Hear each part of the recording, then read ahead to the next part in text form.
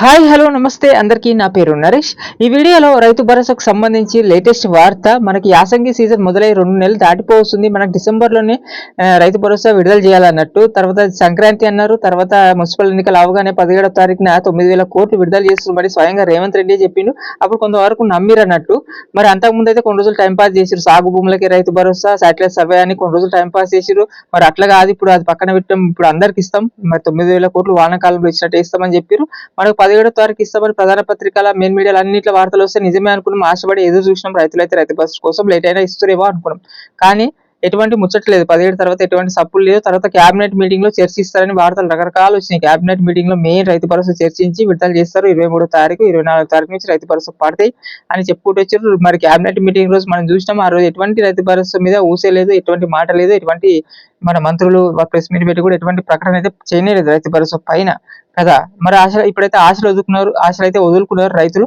ఇంకా రైతు భరోసా లేనట్టే అనుకొని వార్తలు వస్తున్నాయి. లేనట్టే అని నిజమని రైతులు కూడా నమ్ముతున్నారు. కానీ మరి ఇప్పుడు వార్తలు ఈ రోజు వినిపిస్తున్నాయి అన్నట్టు. మళ్ళీ ఈ రోజు రైతు భరోసా అనేది చర్చించారట, క్యాబినెట్ లో చర్చించారంట.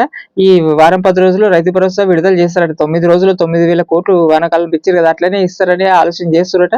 ఇస్తారంట ఈ మార్చ్ అంటే ఇప్పుడు అసెంబ్లీ సమావేశాలు ఉన్నాయి కదా, సమావేశాల ముందే ఈ రైతు భరోసాలు ఇవ్వాలని అనుకుంటున్నారని వార్తలు అయితే ఈ రోజు వినిపిస్తున్నాయి. ఎక్కడంటే వెలుగు V6 లా పొద్దునే వార్త వచ్చింది. ఈ V6 లో వార్త వచ్చింది అన్నట్టు. V6 లో మిగతా కాంగ్రెస్ పార్టీకి సంబంధించిన చెప్తుంటారు కదా వార్తలు, వార్తలు అయితే వినిపించినాయి అన్నట్టు.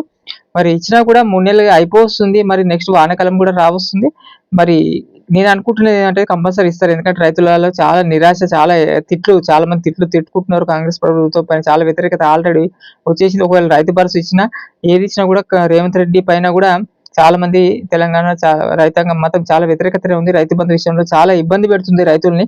కరెక్ట్ టైం కేసీఆర్ ఉన్నప్పుడైతే కరెక్ట్ దానికి ఎదురు చూసుడే లేదు. అదే ఆటోమేటిక్ 6 నెలలుగా ఆగనే యాసంగి మన వానాకాలం టైం పడిపోతూనే ఉండేది.